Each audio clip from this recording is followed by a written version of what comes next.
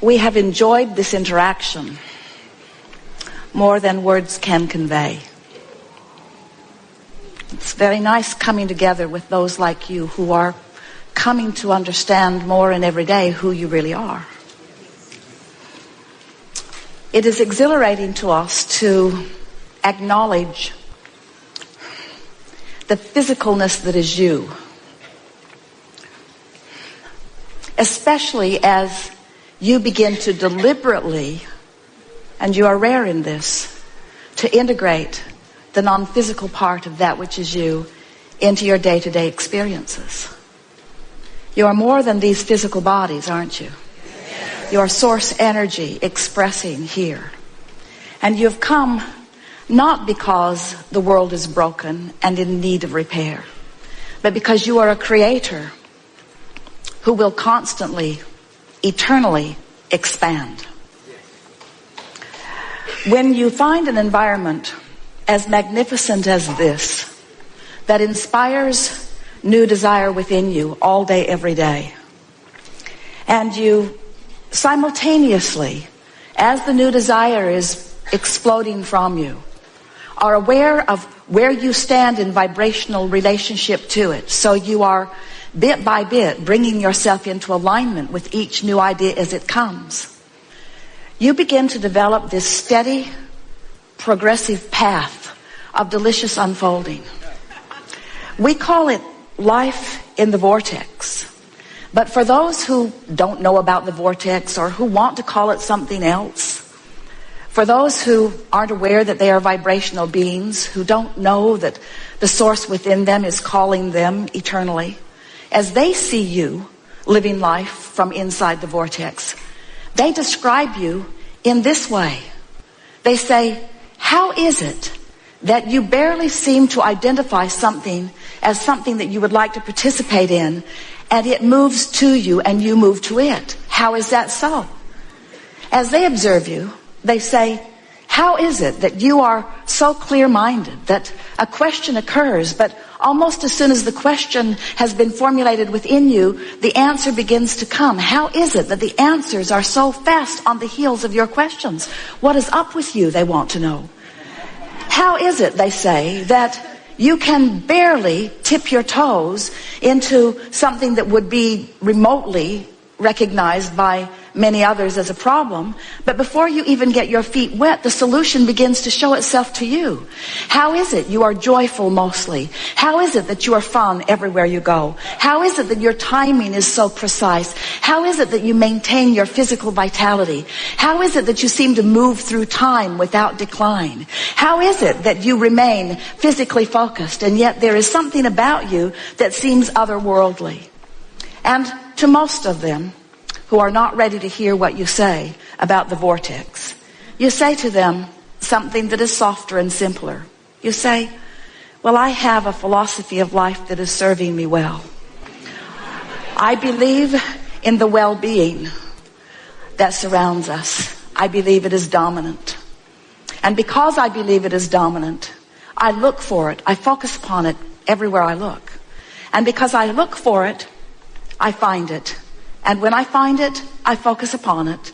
And as I focus upon it, I practice the vibration of it until it's the only thing that can find me. I live in a world of well-being predominantly because well-being is what I look for. In fact, I have a mantra, you might say to them. Today, no matter where I'm going, no matter what I'm doing, no matter who I'm doing it with, it is my dominant intent to look for what I'm wanting to see. Because when I look for what I'm wanting to see and find it, I practice the vibration of that. And then my world is filled with things that essentially, things that in essence are the same as that.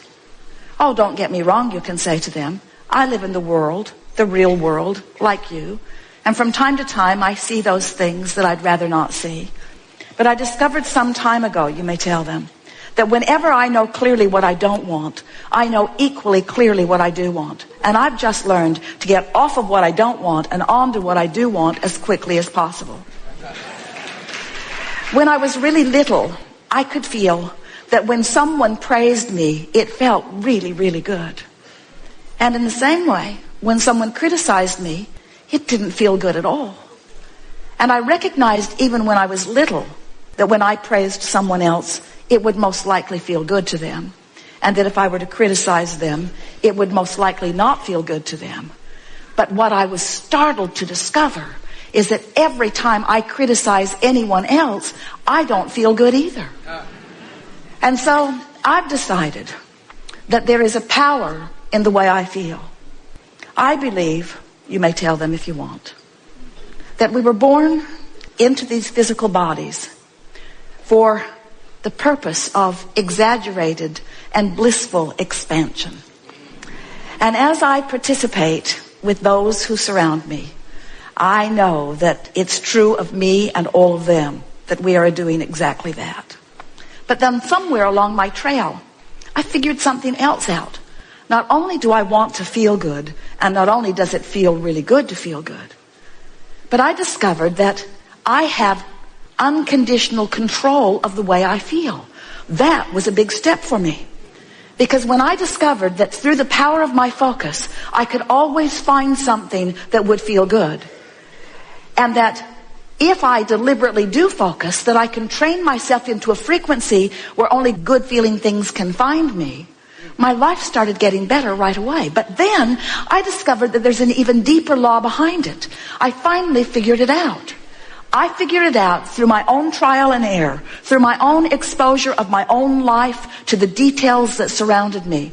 I figured it out that when I am in a moment of appreciation, it feels like the fullness of all that I am is right there appreciating with me. As if everything in the heavens is opened up to me, and my ability to see the positive aspect of whatever I am defining becomes fuller and greater. And I also discovered that if I do find something to criticize, it's like I empty out of me. It's like I go somewhere where the larger part of me does not go. So once I got wind of that, once I started figuring out that I am in harmony with that which is source in my joy and in my love and in my praise, and I'm out of harmony in my criticism, in my anger, in my fear, I began to recognize that I was born with this guidance system, that this system within me to let me know not just how to get the most beautiful things in the world. I don't think that is really my purpose, although I don't mind getting it. I discovered that I was born with a guidance system to help me keep up with me. And I discovered that in any moment in time that I'm not keeping up with me, I can't bear it. For a long time, I thought that my negative emotion was because of something that somebody else was doing. And I cannot tell you how liberated, these are your words to them, I cannot tell you how liberated I was when I discovered that I hold the keys to my own freedom. That freedom, all that freedom is the freedom from resistance. And that resistance can only be self-applied. Other people can behave in ways that are unpleasing, but I have to look. Other people can behave in ways that don't feel good to them, but unless I give it quite a bit of my attention, I don't get hooked into it, and so it doesn't become part of my experience. Then they may say to you, well, this all sounds good, and I see that you are living a much happier than usual life. But what can I do? How can I get into a better feeling place when I have this that is bothering me and this that is a crisis and these things that have gone wrong? How can I focus upon positive things when there is so much around me that is not positive? And then you say, if you want to, well, I don't know about you, but I decided that it was just a choice that I would have to make. That I could focus upon the problems of the world and perpetuate those. Or I could focus upon the solutions of the world and perpetuate those. And beyond the perpetuation of the solution, I discovered that it feels way better to focus upon the solution than the problem. And so I do it for me, selfishly. I have to tell you, I do it for me. And then they may say to you, oh, I've heard of selfish ones like you. who get yourself into a good feeling place and then will not look where it does not feel good. How is it that you can put your head in the sand and not notice what's going on in the world? And then you say, oh, I notice, because I was born to do that. I was born to sift through the details of life experience and to choose those things that feel the best to me. And so I want you to know, you can say to them, that I see plenty of things that I don't want to perpetuate, but I don't get hung up in the vibration of that anymore. I move quickly from what I don't want to a statement of what I do want. And then I do my very best to practice the vibration of what I want. A lot of my friends don't want to hang around with me anymore, because when they want to complain and I don't listen with any sort of sincerity, they are annoyed. Sometimes they even get their feelings hurt. And then I discovered something that kept them from getting their feelings hurt.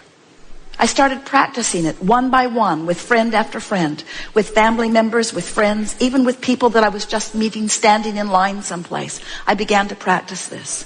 It goes like this. So they would say, how about that? I sure don't like that. And I would say, yes, but how about this? This is much better. At which point they would say, man, are you blind? Can't you see what's going on? And so I realized that trying to point out the positive aspects to someone who's standing in the middle of negative aspects wasn't going off very well. In fact, it just annoyed them and made them determined to not be with me. So I decided I had to go underground with it for a while. I decided that I couldn't be so overt about it. I couldn't be so in their face about it.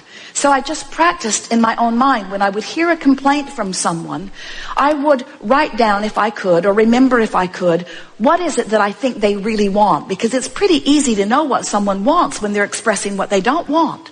And then I would practice seeing them having what they wanted rather than seeing them as not having it. I began practicing seeing them as they want to be. When someone indicated to me that they were sick, I immediately began to see them as well. And I began practicing the vibration of wellness. And then one by one, as my friends would present themselves to me, not one of them was put off by my newfound vibration, because this is the way it would play out.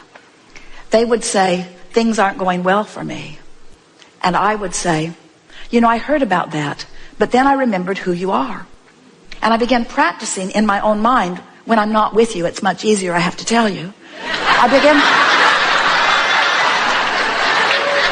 practicing in my own mind who you really are. And I've discovered things about you that are so intoxicating that now I think about them, not because I'm trying to help you improve, but because it just simply feels so good for me to acknowledge who you really are and what you've really got going on. And this is the list I've made about you. These are the positive aspects of your life. This is who I know you truly to be. This is how I see you. This is how I know you. And this is why I love you, you see. It is our promise to you that as you begin practicing the positive aspects of circumstances and events, of governments, of other governments, of political parties, of people that you know, of family members, of your mothers and your fathers and your children, of your friends, of people that you have formerly called your enemies, as you begin to tune yourself to what this time-space reality is helping you to put in your vortex about them. You see, these aren't just people running around annoying you or pleasing you. These are people running around causing you to build a vortex version of you. They are the reason that you are expanding. And so when they are the reason that you're expanding and you look back at their trouble, now you're extra mad at them because first they caused you to expand and now they're holding you back from your expansion. What we want you to realize is that no one can hold you back. There is no assertion in this attraction-based universe. It is all attraction. And so, as you begin to play with this a little bit, as you accept that you are vibrational beings first and foremost, as you acknowledge that you and everyone that you are interacting with is causing you to build this magnificent vortex of creation, and that the source within you dwells there and experiences the fullness of all that you have asked for.